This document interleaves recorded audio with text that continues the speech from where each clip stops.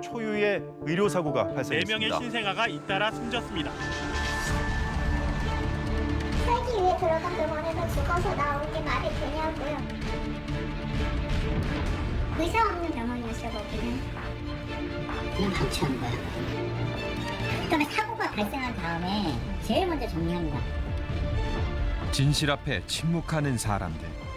전반적으로 그냥 그 안이 그냥 확 그냥 오염이 됐을 가능성은 배제는 못해요. 추정 60분이 단독 입수한 미공개 역학조사 결과 보고서. 과연 그날 아기들에게 무슨 일이 벌어졌을까? 의사의 민낯, 이대 목동병원 사건의 의혹들을 파헤칩니다. 지난 3일 법원 앞에 많은 취재진들이 모여들었습니다. 사건에 책임 있다고 생각하십니까? 영장 청구 부당하다고 생각하세요? 한마디만 부탁드립니다. 성실히 임하겠습니다. 사망한 신생아들의 주치 조모 교수, 들한테 한마디 해주신다면. 연이어 다른 의료진들도 도착합니다. 혹시 아이들 사건에 책임 있다고 생각하십니까? 혐의 인정하시나요? 의료진들의 구속 여부가 결정되는 영장실질심사 현장. 의사단체들의 항의가 쏟아졌습니다. 검찰 기소 과정에서 경찰이나 검찰이 주장하는 바가 하나도 소명돼 있지가 않습니다. 구두발 수사, 명확한 감염 경로를 알 수 없는 채로 피의자를 선정하고 생과 사의 갈림길에서 지금도 고군분투하고 있는 의료진들은 계속해서 잠재적인 범죄자로 몰릴 것입니다. 그런데 잠시 후 작은 충돌이 일어납니다.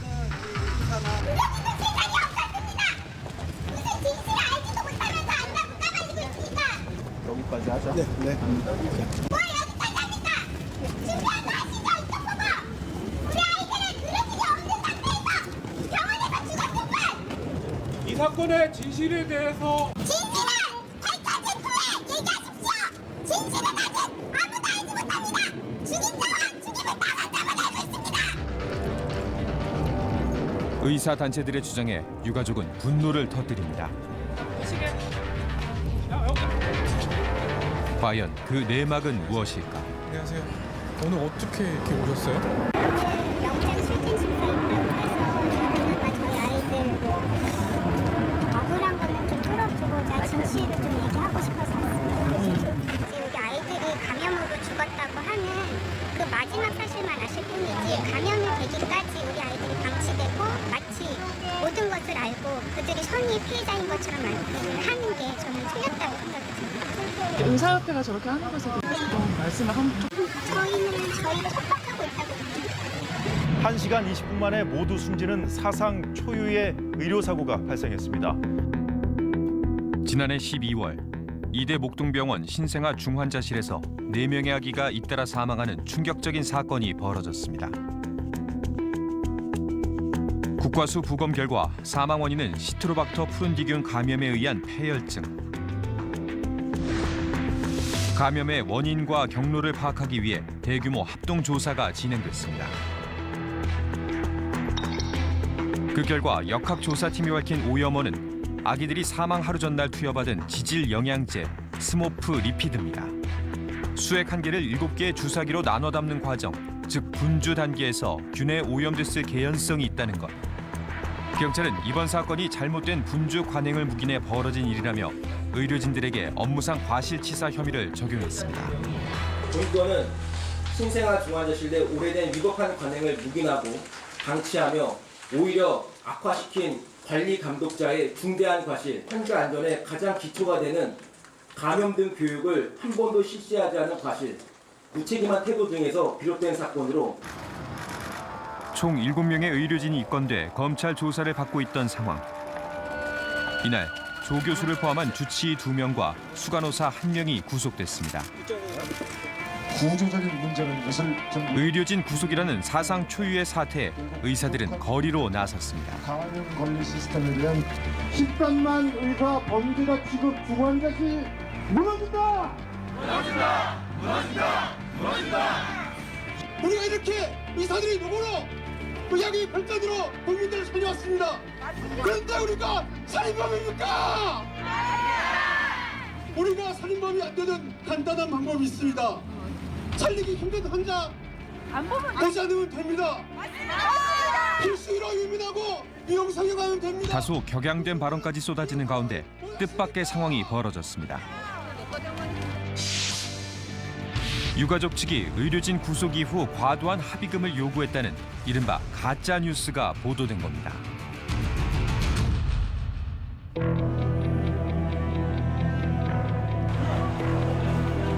우리는 해당 발언의 당사자로 지목된 의사를 찾아갔습니다. 그는 왜 이런 말을 한 것일까? 원래 있다가 그분들의 마음을 어떻게 위로를 해드릴까. 이런 일이 다시 발생하지 않았으면 좋겠다. 왜냐하면 현직 의사고 교수가 그렇게 구속된 일은 없었잖아요. 그래서 이제 얘기를 하다 보니까 이제 나중에 그 보상금이랄까 그런 거 액수가 좀 늘어나지 않을까. 이제 그런 얘기를 하다가 보니까 그런 얘기가 좀 와전이 된 것 같습니다. 두 배를 요구한다라는 두 배 얘기는 제가 꺼낸 적이 없습니다. 세월호를 직접 얘기한 것은 절대 아닙니다. 그 이후에 이제 어떤 보상금이 좀 올라갔다 그런 얘기를 나눴는데 그것이 그냥 축약돼서 그렇게 나간 것 같습니다. 당시 현장에는 10여 명의 기자가 있었다고 합니다. 이는 정말 와전된 내용일까? 정확히 발언을 하셨고요. 그분은요. 10억, 20억 원 이야기가 있고 이제 세월호 때처럼 하면 사람들이 다 되는 줄 안다 라는 식으로 이렇게 말씀을 하셨어요. 지난 16일 참다 못한 유가족들은 결국 해당 의사를 고소했습니다. 허위 사실을 유포해 명예를 훼손했다는 것.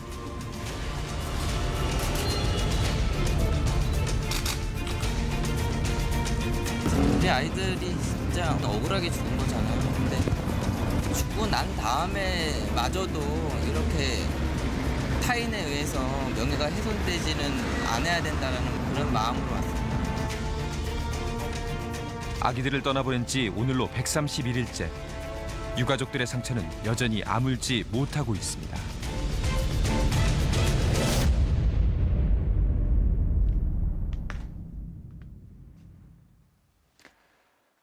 세상 빛을 본 지 짧게는 8일, 길게는 49일 만에 잇따라 떠나간 4명의 아기들.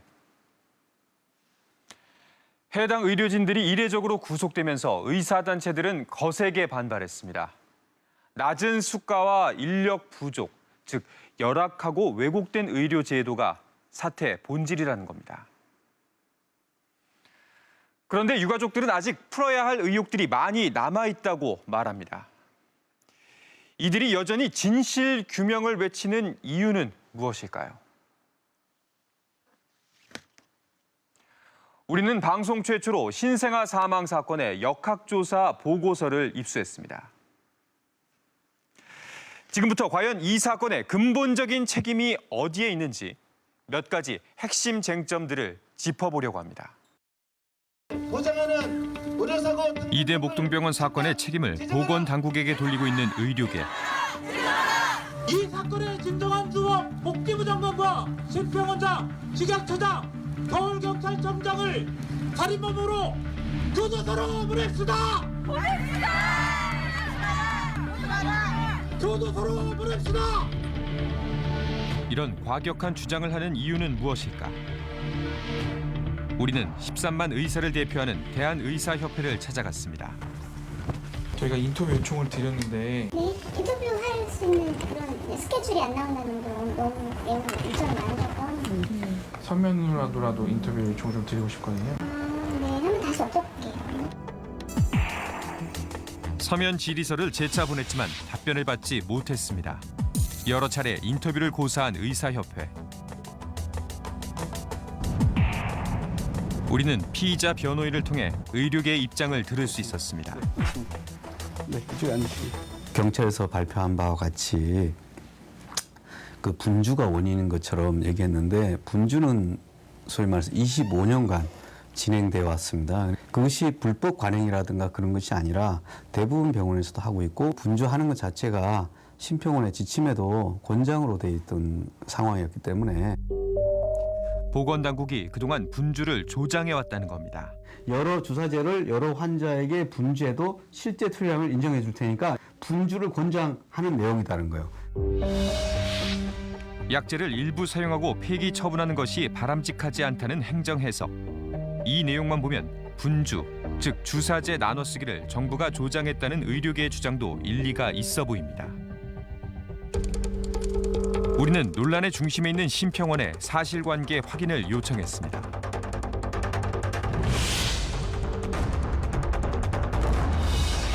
심평원에서는 해당 내용이 약가산정법에 대한 해석으로 지질영양제 사용에 대한 지침과는 별개의 사안이라고 반박합니다. 오히려 보관상의 이유로 약제를 다 사용하지 못하고 폐기할 경우에도 소명을 하면 수가를 삭감하지 않겠다는 내용이라는 겁니다. 이는 부당 청구를 막고 의료기관의 손실을 방지하기 위함이라고 밝혔습니다. 25년간 분주 관행을 유지해왔다는 이대 목동병원. 하지만 이것이 원칙에 위배된다는 사실을 이미 알고 있었습니다. 2010년 국제의료기관 인증 기준에 맞추기 위해 처방과 투약이 일치하도록 환자 1명당 1병으로 처방 지침을 변경했습니다. 하지만 실제 투약 단계에서 분주는 계속됐습니다. 그러면서도 정작 진료비를 청구할 땐 지질 영양제를 1인당 1병씩 사용한 것처럼 부당 청구까지 했습니다.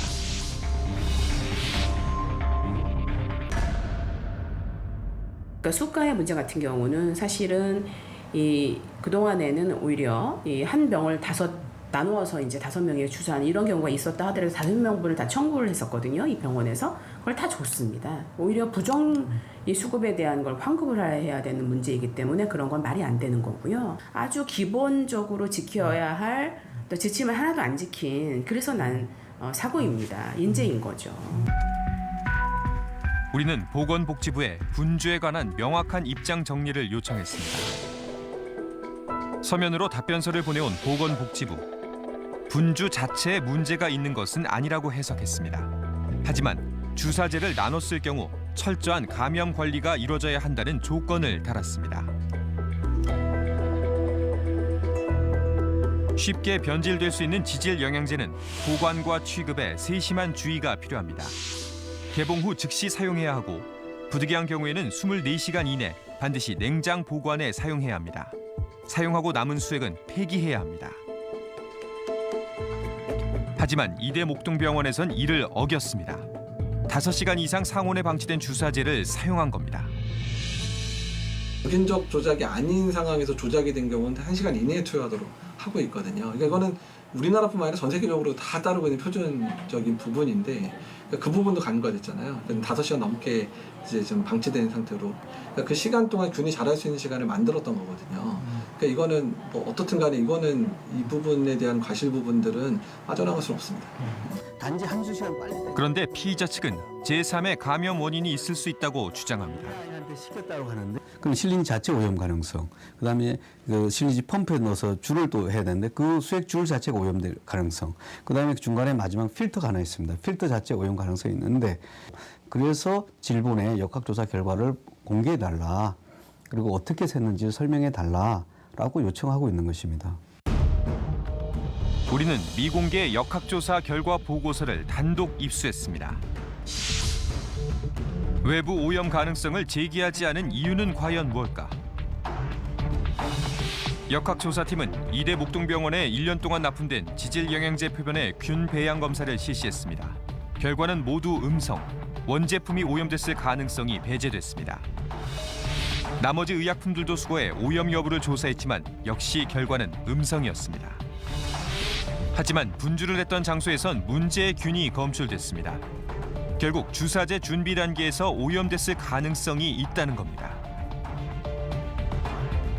우리는 병원 측이 자체 조사를 맡긴 외부 역학조사 전문가에게 당시 현장 상황을 들을 수 있었습니다. 바로 알았어요. 뭐가 문제가 됐었는지. 그 신생아실 중환자실 안에서 치액을 준비하는 과정이 그 싱크대가 옆에 있는지 어디 있는지 누가 얻어내렸고 누가 준비했고 주사는 누가 했고 그때 시간 차이가 문제가 있고 얘네들이 하나 갖다가 나눠서 쓰고 실제로는 이제 한밤중에 필요하면 이 스모프리드를 바로 가져올 수가 없으니까 피곤하고 있는 것도 있었던 거예요. 이상하다 이걸. 하지만 피의자 측 변호인은 감염 관리 부실의 책임을 다른 곳으로 떠넘기고 있습니다. 그 감염의 주체가 누구라는 거예요. 그 말은 규정상 병원장이나 이쪽 라인이라고 하는 거죠. 근데 여기 중환자실장은 그런 지식이 많지가 않아요. 감염 전문가가 아니에요. 저 감염에 대한 상당한 지식이 있어야 됩니다. 그런 지식이 없는 사람이라는 거예요. 하지만 감염 예방은 법으로도 명시된 의료인의 기본적인 의무입니다. 그런데도 의사에게 책임이 없다고 말할 수 있을까? 병원 입장에선 큰 틀에서 행정적인 부분에서 감염 관리를 해야 되는 거고요. 구체적인 어떤 감염 관리 부분은 의료진이 해야 되는 것이 맞습니다. 분주가 이루어졌다는 것을 의료진이 알고 있었다면, 의사가 알고 있었다면 그로 인해서 감염이 발생할 수 있다는 건 충분히 예견할 수 있기 때문에 이런 신생아들이 사망에 이르게 했다면 그 부분에서는 일부 책임이 있다고 보여집니다. 문제의 주사제 조제는 많은 병원들에서 통상 의사들의 감독하에 간호사가 해왔던 일입니다. 때문에 주치의는 피의자 신분으로 경찰 조사를 받는 과정에서도 이 점에 대해 여러 번 억울함을 호소했습니다. 하지만 분주가 통상적인 관행이었다고 해도 기본적인 지침조차 지키지 않아 감염이 일어났다면 과연 그 책임이 허술한 의료 제도에만 있다고 볼 수 있을까요? 무엇보다 유족들은 아기들이 사망에 이르기까지 최악의 상황을 피할 수 있는 몇 번의 기회가 있었다고 주장합니다. 단지 평소에 잘못된 관행만이 문제가 아니라는 겁니다. 지난 16일 주치의 조모 교수가 구속 적부심을 거쳐 석방됐습니다. 증거 인멸의 우려가 없다고 법원이 판단했기 때문입니다. 이번 일을 계기로 유가족들에게 하신 말씀이 좀 있으신가요? 유가족의 아픔에 통감하고 많이 안타깝고 죄송합니다. 저희가 인터뷰 질문지를 좀 준비했거든요. 혹시 그 서면으로? 예, 제가 우리는 사건 당일 의료진들이 진료한 내역을 물었습니다. 하지만 재판이 진행 중이라는 이유로 답을 듣지 못했습니다. 경찰이 의료진들에 대해 과실 혐의를 인정한 건 감염 관리 감독에 대한 부주의. 다른 혐의 내용은 없었을까? 의료진의 대처가 늦었는지, 그리고 의료진의 대처가 제대로 되었는지, 그리고 설사 이 대처에 잘못이 있다고 하더라도 그것이 이미 시트로박터 푸른디균에 감염된 아이의 사망에 영향을 줄 수 있는지, 즉 인과관계가 있는지 등을 의료 전문기관에 감정 의뢰를 했습니다. 그 결과 의료진의 특별한 과실이 있다거나 신생아들의 사망과 인과관계가 인정될 만한 점은 없었다는 회신을 받았습니다. 유가족들은 이에 대해 어떤 생각일까? 고심 끝에 카메라 앞에 서게 됐다는 유가족들. 직접적인 사망 원인이 밝혀졌지만 여전히 풀리지 않은 의혹들이 남아있다고 합니다. 수사 당국이 초점을 맞춘 것은 아이들의 직접적인 사망 원인이잖아요. 그 부분에 대해서는 많이 이제 그 인과관계가 밝혀졌지만 사망의 원인을 우리들이 직접 파보면서 그 직접적인 사망 원인이 아니지만 너무나 많은 이들 목동병원에 문제점들이 있거든요. 바이러스 감염된 애기를 만약에 그냥 뒀다면 이거는 과실에 대한 형사적인 문제 차원이 아니고 진짜 도덕적인 문제예요. 그거는 진짜 도덕적인 책임을 물어야죠, 사회적으로. 유가족들이 가장 의문을 제기하는 건 사건 당일 의료진들의 행적입니다. 역학조사 보고서를 보면 오후 3시를 전후로 4명의 신생아들에게 공통적인 이상 징후가 나타납니다. 과연 사망하기 전까지 의료진들은 어떤 조치를 취했을까? 증상이 나타나고 5시간 만에 심폐소생술을 받을 만큼 악화됐던 하빈이. 유난히 행복했던 한 주가 비극으로 끝나버린 가족의 이야기를 들었습니다. 병원에서는 크게 뭐 정말 문제 있다라는 얘기는 단 한 번도 들은 적이 없고요. 오히려 그 사망한 그 주에는 오히려 더 아이의 컨디션이 좋아졌어요. 그래서 제가 정말 지금도 너무 뚜렷이 기억나는데 그 주는 제가 너무 기분이 좋았던 한 주였어요. 정말 진짜 행복했던. 부모는 지금도 틈만 나면 사망 엿새 전에 촬영한 하빈이의 모습을 꺼내본다고 했습니다. 830g의 초미수가로 태어난 하빈이. 생후 44일째 몸무게가 2배 넘게 늘면서 나날이 호전되는 중이었다고 합니다. 컨디션이 되게 좋아요. 이렇게 움직임도 되게 활발해서 동영상도 찍어놨어요. 자기조사 생각날 처음 잡은 거예요. 손 열심히 소독하고 간호사한테 허락 구하고 잠깐 만졌어요. 정말 손 정말 엄청 씻고 너무 좋았죠. 잡는데 느낌이 오잖아요. 이게 아무리 작은 손이지만 그래도 아빠라고 이렇게 잡잖아요. 손가락을. 이 느낌이 오는데 잡으면서 아빠야 막 이러면서 좀 있으면 집에 가자고 하면서 아기를 품에 안아본 날만을 손꼽아 기다렸다는 부모. 하지만 그 꿈은 끝내 이루어지지 않았습니다. 그날 대체 무슨 일이 있었던 걸까?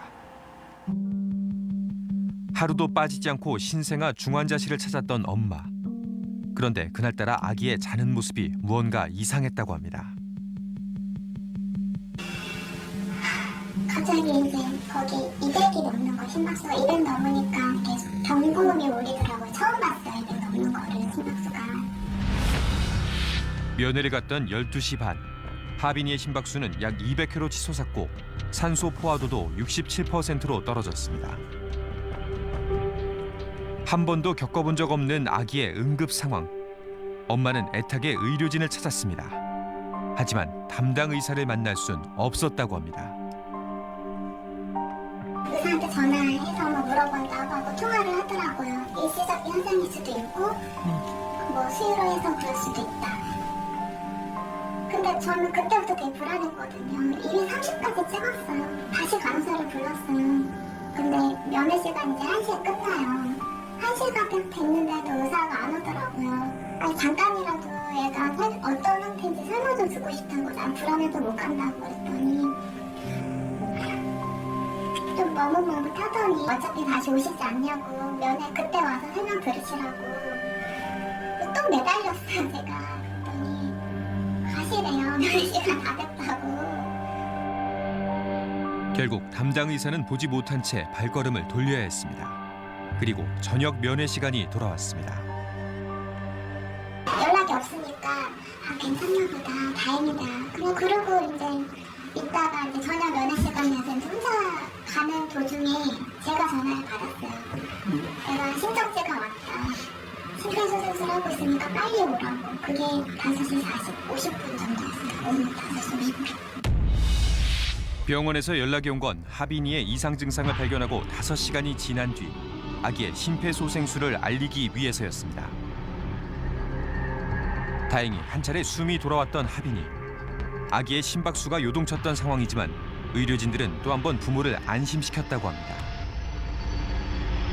엄마가 왔다고 하긴 했는데 애가 약간 움직이더라고요. 얼굴도 약간 찡그리고 그래서 교수도 왔다 갔다 하는데 처음 듣고 괜찮다고 하니까 괜찮아질 거야 하고 기다렸다가 근데 갑자기 또 떨어지면서 신경제가 이제 다시 왔어요.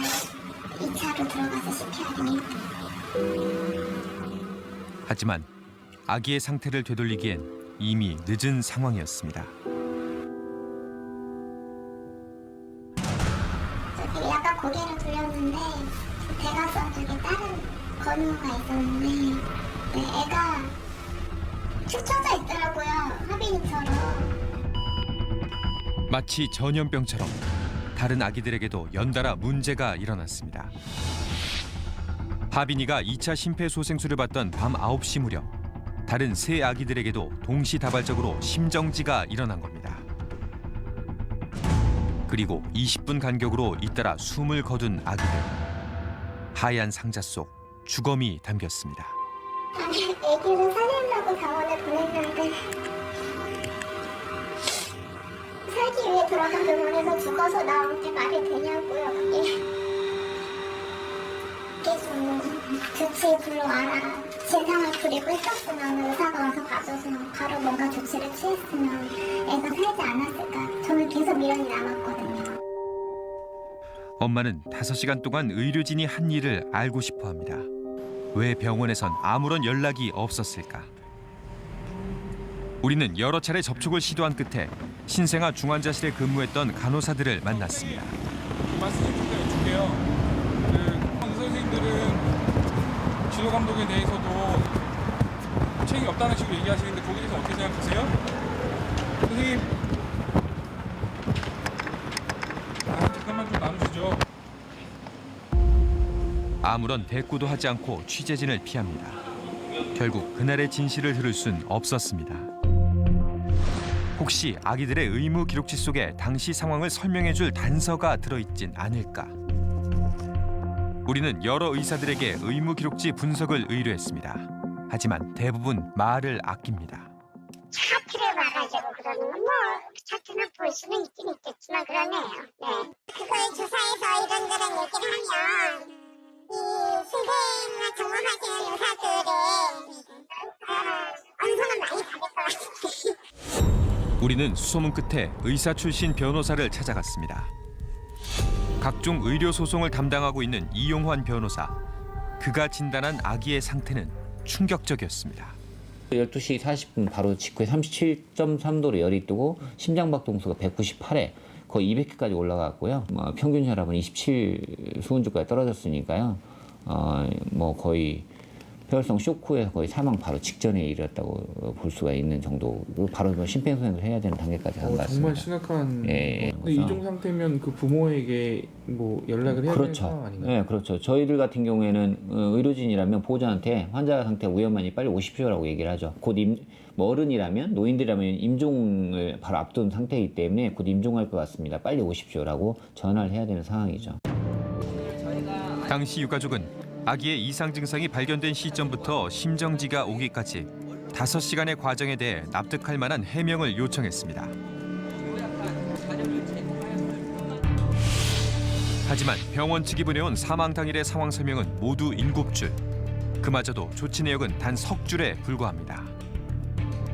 12시 40분에 승합제, 12시 40분에 승합제 투여 안 했어요. 이것도 분명히. 하는 어머니 계셨을 네. 거잖아요. 아무런 조치 안 했어요. 우리 아이를 죽음을 지금 설명한 게 7줄이에요, 지금. 병원 측의 해명이 사실과 다르다는 유가족.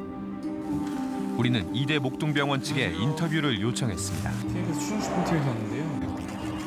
아이, 들어와서 지금 이해해주세요. 진짜 잘 생각해보시니까 수사 중이고 행정조사 결론도 안 났지. 그 두 가지가 그 유족하고도 이제 이렇게 접촉 진행하고 시작했어요. 오히려 전 병원장 여기 전체적으로 신중하게 내린 결론이니까 좀 이해가 됐어요. 모든 게 타이밍이잖아요, 타이밍.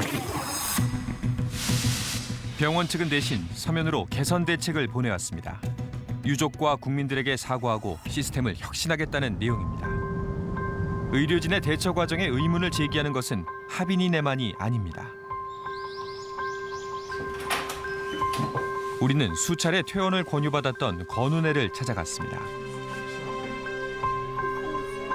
비록 미숙아로 태어났지만 다른 아기들에 비해 건강한 편이었던 건우. 생겼을 때.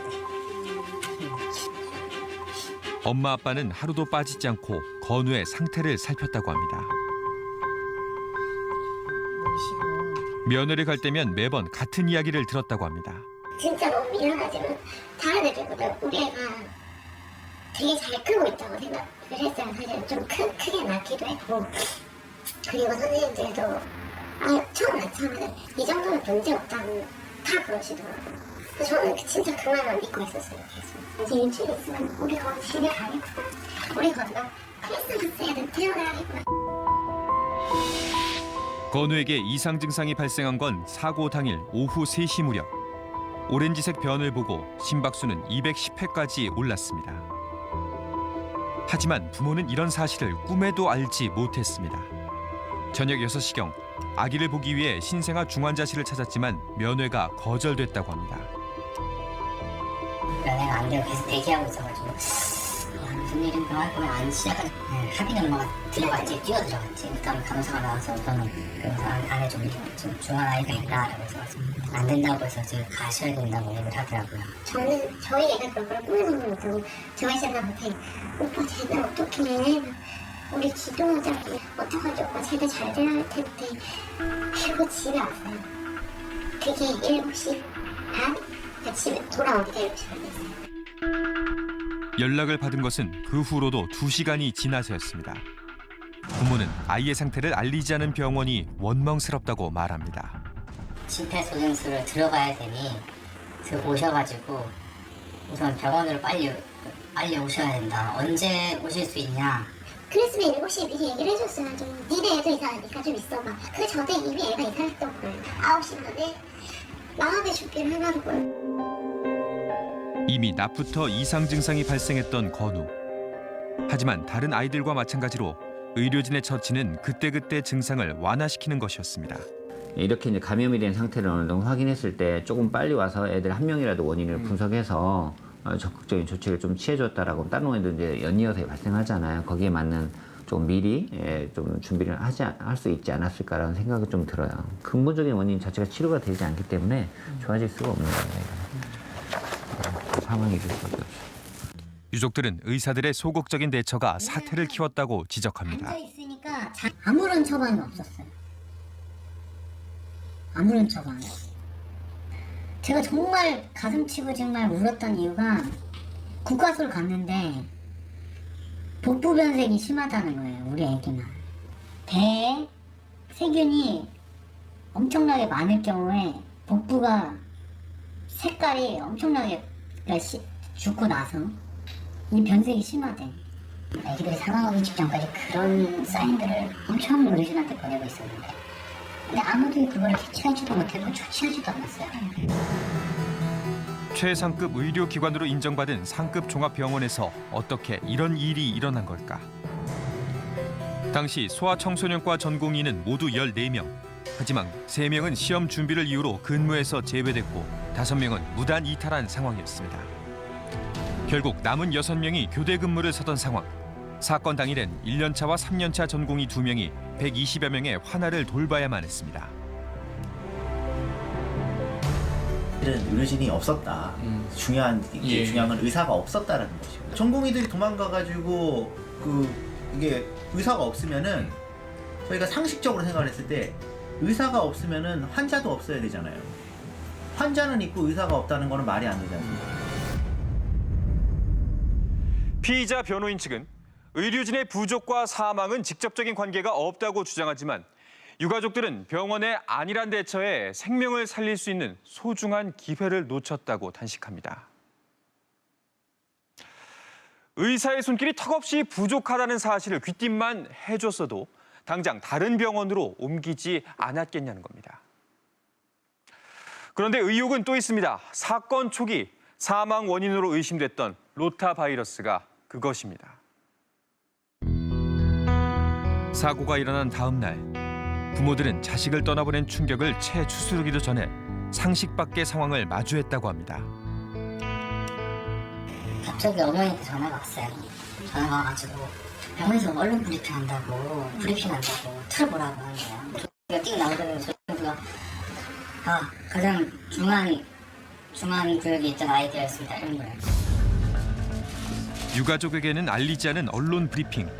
담당 주치의의 말 한마디가 가족들을 분노하게 만들었습니다. 6명 중에 가장 중한 환자들이 있는 기업에 입원합니다. 중증 환자들이었습니다. 안치 중이며 저 어제 부분의 아빠인데요.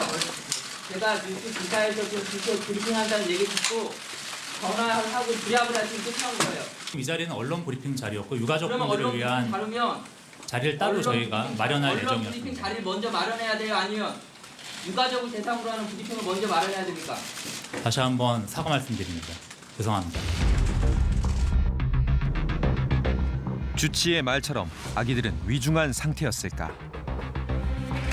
가장 먼저 아기를 떠나보낸 다현 아빠. 당시 의료진들이 입버릇처럼 하던 말이 있다고 합니다. 거기서 이벤트라는 얘기를 안 했어요. 미숙아한테는 힘이 생길 수 있는 이벤트입니다. 절대 그럴 수 없어요. 아기들의 죽음을 설명할 때도 이와 다르지 않았습니다. 우리 건강했는데 갑자기 왜 이런 거죠라고 이제 물어봤는데 뒤에서 저한테 그러더라고요. 죽을 수 있죠. 미숙하니까요. 저희가 사실 미숙하라고 생각을 한 번도 안 했거든요. 그게 제가 계속 한청처럼 들려서 좀 많이 괴로웠죠. 상당히 동안. 2.1kg으로 태어난 다현이는 신생아 중환자실에서도 큰 편에 속했습니다. 다현이의 초기 검사 기록을 살펴봐도 상태가 비교적 양호했던 것을 확인할 수 있습니다. 수면 중 무호흡 증상이 있었지만 금세 호전돼 인큐베이터 밖으로 나왔다고 합니다.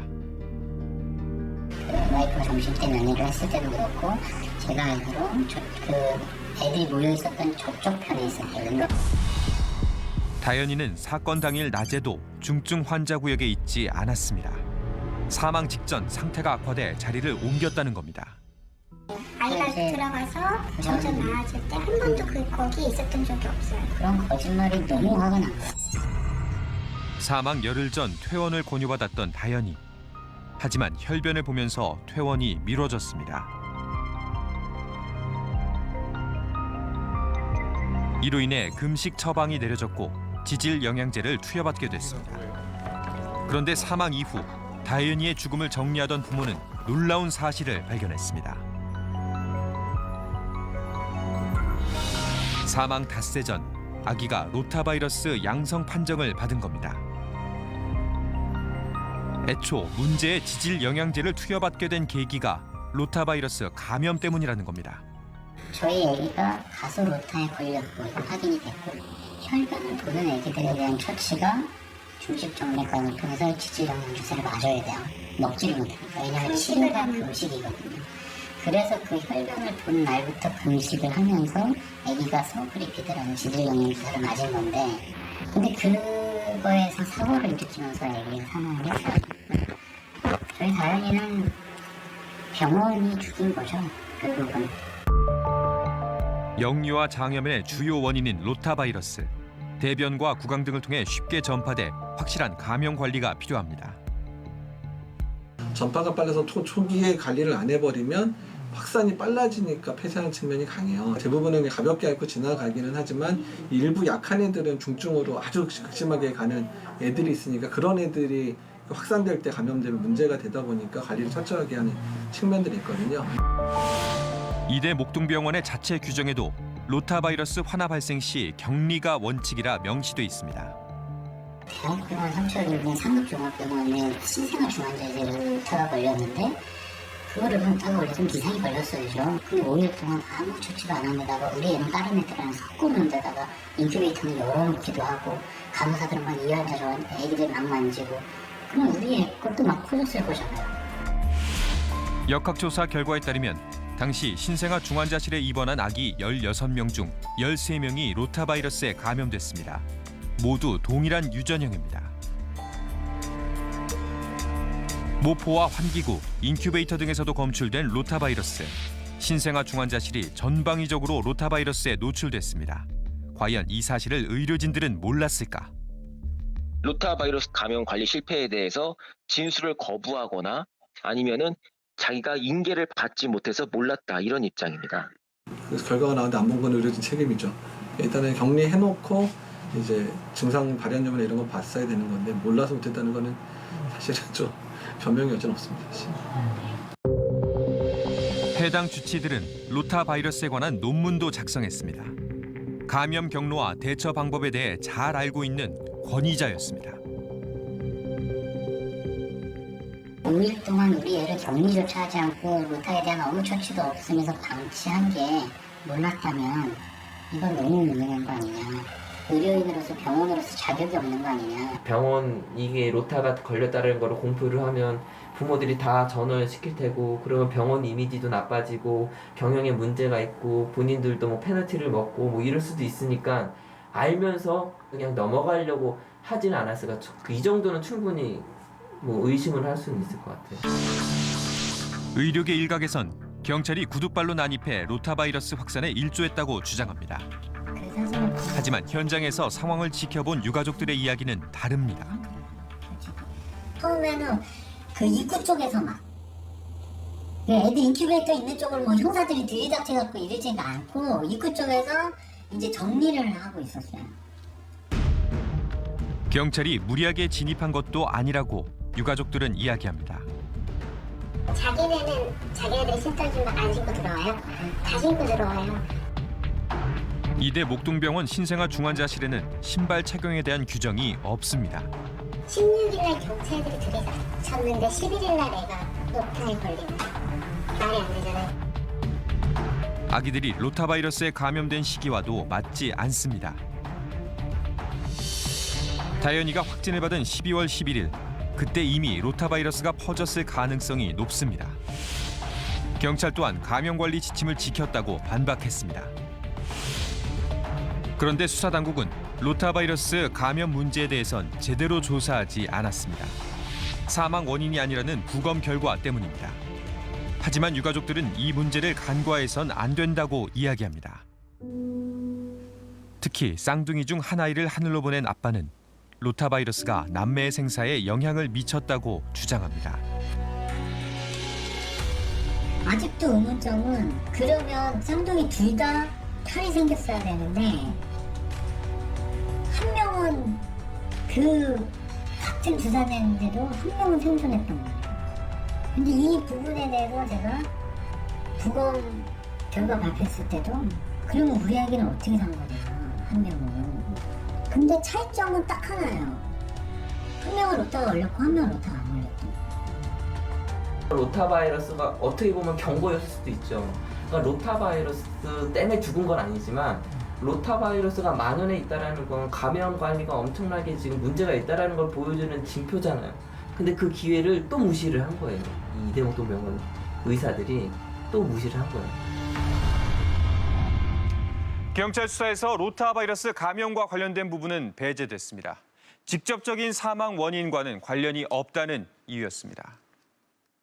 하지만 최소한 첫 번째 아기가 로타바이러스에 감염된 사실만 제때 알았어도 병원 측은 감염 관리에 더 힘쓰지 않았을까요?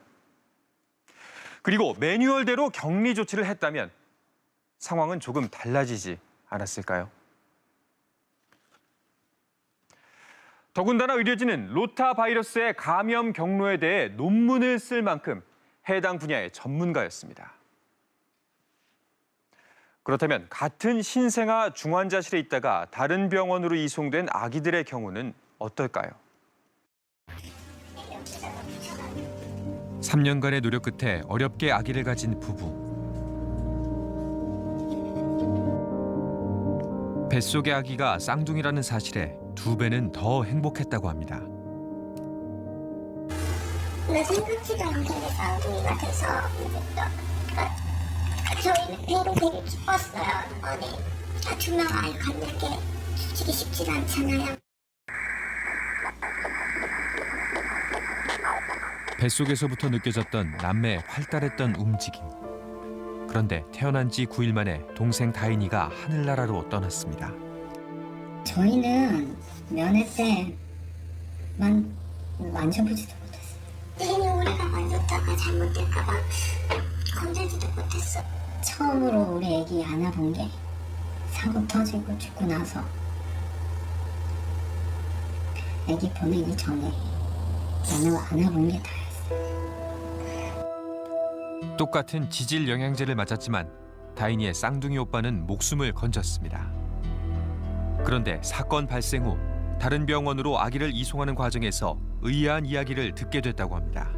응급차로 병원 도착했는데 인수인계하는데 바이러스 얘기를 계속 하는 거예요. 과연 쌍둥이 오빠의 건강에는 문제가 없었을까? 일단은 이대목동의 교수님들이 지금 구속돼 있는 상태시거든요. 우리가 뭔가를 얘기하는 거는 나중에 이제 뭐 재판이라든가 이런 쪽에 어떤 영향을 미칠 가능성도 있지 않겠느냐, 이런 좀 우려가 있었던 거죠. 해당 병원을 찾아갔지만 담당 의사를 만날 순 없었습니다. 진단서 내역으로 유추해보면 의료기구에 세균이 증식했던 것으로 보입니다. 감염의 속도가 빨랐고 치료를 시작했다는 내용. 10여 가지 항생제를 처방한 내역도 확인할 수 있습니다. 그런데 이런 상황을 겪은 집은 또 있습니다. 사건 당시 신생아 중환자실에 입원해 있던 다른 아기. 병원을 옮기고 난 후 충격적인 사실을 알게 됐습니다. 진단서를 보는데 거기에 이제 진단명에 장규근에 의한 폐혈증이라는 진단이 있더라고요. 저희 같은 경우는 폐혈증이라는 단어를 들어본 적이 없어요. 그 이대에서 입원했을 때. 그래서 너무 깜짝 놀랐죠. 한 번도 들어본 적 없던 진단명. 놀란 마음에 엄마는 의료진에게 확인 전화를 했습니다. 장구균이라는 게 이제 아이 우리 혈관소리 했던 거 기억나죠? 중심 정맥 잡았던 거. 네네. 거기서 이제 거기서 균이 좀 배양이 됐었어요. 폐혈증이라는 그 단어를 들은 적이 없어요. 근데 폐혈증이라는 단어는 딱 쓰지는 않았을 거예요. 왜냐면 우리가 그게 혈관에서만 자랐지 항생제 쓴 거는 아셨잖아요, 어머님. 아니요, 항생제도 몰랐는데. 저희한테 그러냐면 퇴원을 해야 될 것 같다고 그렇게 말씀하셨지. 무슨 애가 감염이 돼서 그런 단어는 전혀 들은 적이 없다고요. 아기는 체중이 3kg이 넘는 정상아였습니다. 하지만 퇴원을 앞두고 갑작스럽게 괴사성 장염 수술을 받았습니다. 갑자기 혈관을 봤다는 것도 그렇고 여기가 이제 저희가 생각하기에는 흔히 장염이라는 그 단어가 들어가면 더러워서 생기는 거라고 이제 그냥 일반적인 한식의 사람들이 그냥 생각이 들잖아요. 그래서 혹시 병원에서 그렇게 혹시 감염이 되진 않았나 그런 생각이 들더라고요. 당시 신생아 중환자실에서 괴사성 장염에 걸리거나 의심 증세를 보인 환자는 사망한 아기 3명을 포함해 총 6명, 생존한 아기 2명은 수술까지 받았습니다. 왜 유독 이 병원에 괴사성 장염에 걸린 아기들이 많았을까? 제가 뉴스 기사를 봤는데 작년 한 해에 우리나라에 괴사성 장염이 142명이 걸렸대요. 저분도 괴사성 장염이고 저희 애기도 괴사성 장염이었고 그리고 딱 얼마 전에 태어난 분도 괴사성 장염을 알고 있어요. 5명이에요, 제가 아는 것만. 이수가들은 워낙 장건강이 약해서 조금만 먹어도 배당이 금방 뻥 굴러지거든요. 아마 어떻게 그 병이 왜 유독 이 병원에서 지금 이 상황에서 애들이 장염이나 괴사성 장염이 왜 잘 걸리게 됐는지 그걸 생각해 보셨어요? 이건 좀 저희도 찾아봐야 될 거라는 조사를 받고 있는데 우리가 만난 부모들은 하나같이 신생아 중환자실의 위생 상태를 지적합니다. 기저귀를 이제 다른 아이가 이제 갈고 나서 그거를 그냥 땅에 떨어뜨리더라고요. 그 가운도 이제 막 좀 오래된 가운 있잖아요. 오래된 걸렸을 때 그대로 입고 면이 끝나면 다시 걸어놓고 주변 애들이 제가 안고 있었어요. 음식 부패하면 나오는 날벌레 아시죠? 그게 나타나는 거예요. 그게 와서 앉으니까 우리 다은이 좀 외로운데 친구 하나 그랬나 그랬을 거예요. 경찰 조사 결과 신생아 중환자실에서 야식을 시켜 먹곤 했다는 이대 목동병원 의료진. 쌍둥이 오빠를 다른 병원으로 옮긴 아빠는 위생관리의 수준이 달랐다고 지적합니다. 솔직히 안 씻고 들어가는 사람들도 있어요. 급하면. 온도 체크기로 열을 재요. 그다음에 가운은 항상 세탁된 거 한 번 입고 다시 세탁 수거함에 집어넣고 외부에서 신고 온 신발도 슬리퍼로 다시 비닐 가운에 라텍스 장갑 끼고 손소독하고 또 들어가고 거기서 입은 건 또 거기서 이제 버리고 나오고. 이대 목동병원은 2014년 의료기관 평가에서 감염관리 상급 판정을 받았습니다. 그런데 어떻게 이런 지적들이 나온 것일까? 저희가 인증을 한번 등급을 획득을 하면 4년 동안 유효를 기간을 주죠. 근데 4년 내내 그거를 준수할 수 있을 것이라고 생각하고 주는 거거든요. 근데 이런 사건은 그 기준이 유지가 잘 안 된 경우라고 보는 거죠. 저희가 나갔을 때하고는 다르게 잘 관리를 하지 못했던 사례가 아니었나 생각을 합니다. 엑스레이 사진의 좌우를 실수로 바꿔놓고 예전부터 이대 목동병원에선 엑스레이의 좌우가 바뀌어 치료를 잘못하거나 신생아 중환자실 간호사가 결핵 판정을 받는 등 크고 작은 사건들이 많았습니다. 하지만 처벌을 받은 적은 없었습니다. 그 결과 부실은 눈덩이처럼 불어났습니다. 모든 악재가 겹친 이대 목동병원 사건. 감염 관리 실패와 인력 부족 등 총체적인 문제가 드러났습니다. 항공부자의 경우에는 비행기 추락사고나 그런 사고가 일어나면 전 세계 항공분야 전문가들이 현장으로 다 오죠. 그래가지고 그래서 블랙박스 퇴수라고 관련자들 인터뷰를 하고 다른 증거를 수집을 해서 원인을 규명합니다. 어떤 취약점이 있는지를 우리가 찾아서 그 경험을 공유해야만 다른 병원에서도 유사 사건의 재발을 막을 수가 있습니다. 유족들은 환자의 안전을 우선시하는 기본부터 지켜달라고 주문합니다. 병원에서 여기는 신생아 중환자들이 입원해 있는 여기는 감염의 우려가 있기 때문에 대통령이라도 못 들어간다라고 의사가 판단하면 못 들어가는 거예요. 의사들이 정말 최선을 다했지만 죽을 수도 있는 거잖아요. 그러면 의사들한테 오히려 우리가 고맙다고 해야죠. 정말 최선을 다해주셨군요. 감사합니다. 가장 큰 문제점은 의료사고가 일어났을 때 일반 이 환자들 유가족들은 의료사고의 원인에 대해서 이걸 찾아갈 수 있는 그 통로 자체가 없다라는 거예요. 취재진 또한 의료계의 제 식구 감싸기 앞에 번번이 발걸음을 돌려야 했습니다. 너무 완강하셔요. 인터뷰는 도저히 못하겠다. 시기적으로도 굉장히 좀 예민하고 또 같은 또 그 업계 종사자로서 또 얘기를 하는 거에 있어서 좀 굉장히 부담스러워 하시더라고요. 내 아기가 동시에 사망하지 않았더라면 최소한의 진실도 알지 못했을 거라는 유족들.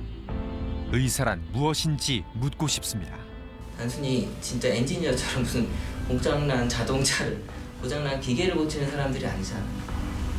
사람의 몸을 고치는 사람이고 마음까지 어루만져줘야 되잖아요. 환자의 편에 서서 환자의 마음을 알아줄 수 있는, 청할 수 있는 선생님들이, 의사 선생님, 간 선생님이 됐으면 좋겠습니다. 한 의사는 이대 목동병원 사태를 두고 퍼펙트 스톰이라고 표현했습니다.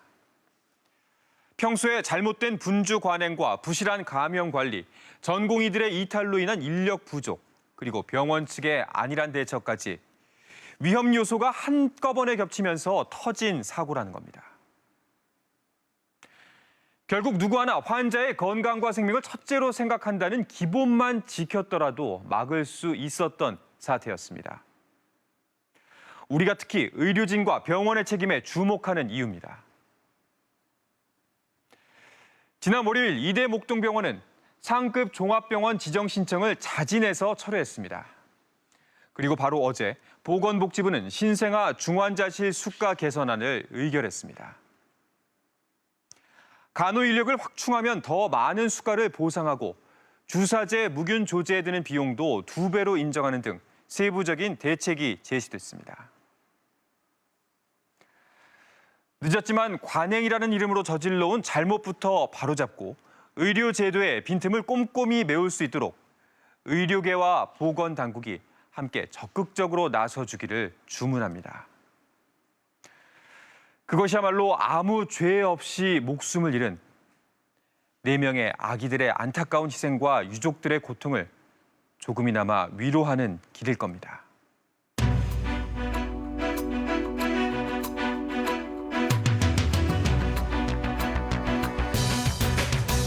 여자는 실신 상태에 가까웠고요. 자기는 남자인데 헤어지니까 남자가 이제 거기에 대한 안심을 품고. 정말 후회스럽고 죄송스럽고 정말 사랑했습니다.